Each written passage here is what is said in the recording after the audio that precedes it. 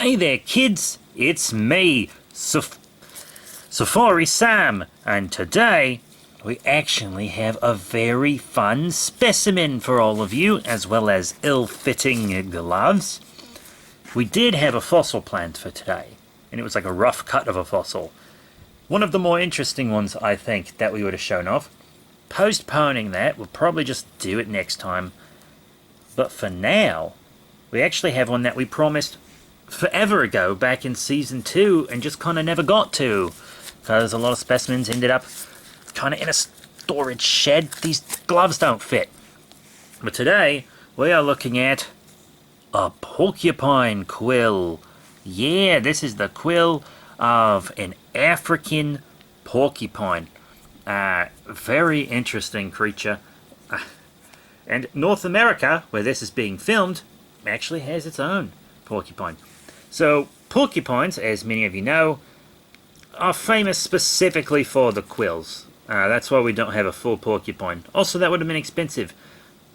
So, we just have this fucker right here. And these quills are actually large, stiff hairs. They don't look like hair, but they are hair. And they help defend porcupines against natural predators, because they're very sharp here. Fuck! Tits, that's sharp! Oh, I thought since it'd been separated it might have been dulled some, honestly. My finger still hurts. The North American porcupine, which is kind of a local one, has about 30,000 quills, which is a fuck ton, honestly. And each one has about 700 to 800 barbs. Right here, around the tip, around the 4mm of the tip. And once again, this is an African porcupine. I don't know what... Why am I talking about the North American one mostly? This is clearly an African porcupine quill. Now, you can't see them, but there are a bunch of little barbs all around here. So these fuckers go in very easily, and it's much harder to pull them out. They don't want to come out, which is a very cool adaptation there. You gotta rip them real hard. So if your dog, or livestock, or pet or something gets porcupine quills stuck in them, not only are they going to sting like hell, trust me, I'll tell you that story in a bit, but they're also going to be very hard to get out. Definitely take them to a vet. Have a professional remove the quills from your pets or livestock if they get stuck on them.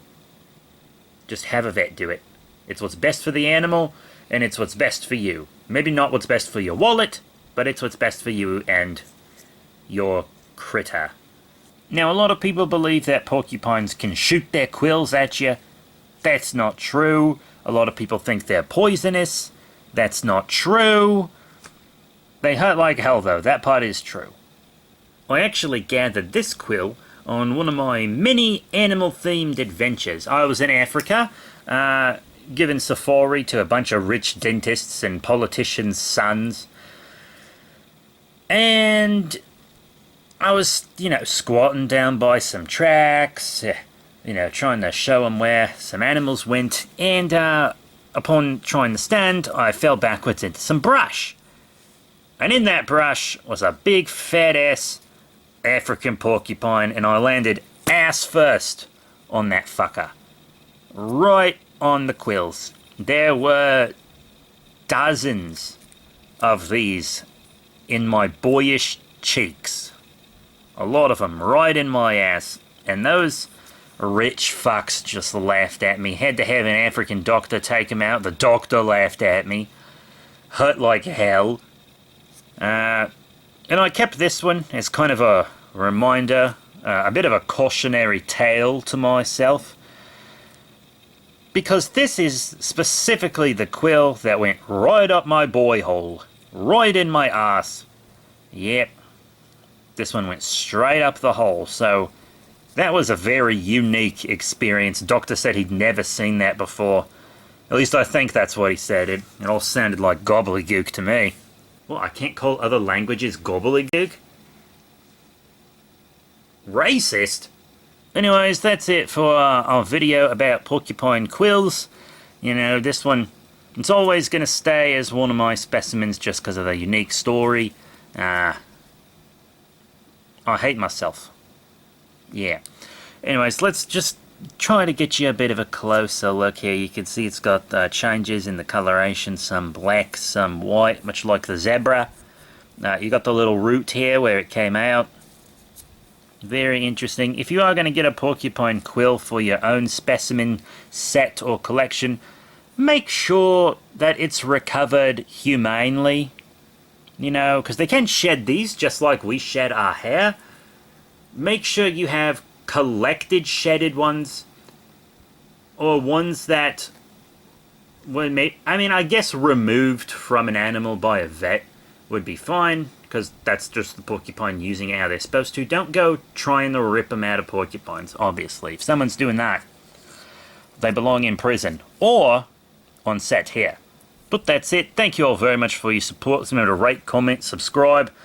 Check out all the cool links in the link tree. If you want to support us on Patreon, we do have the B3 Productions Patreon up and running.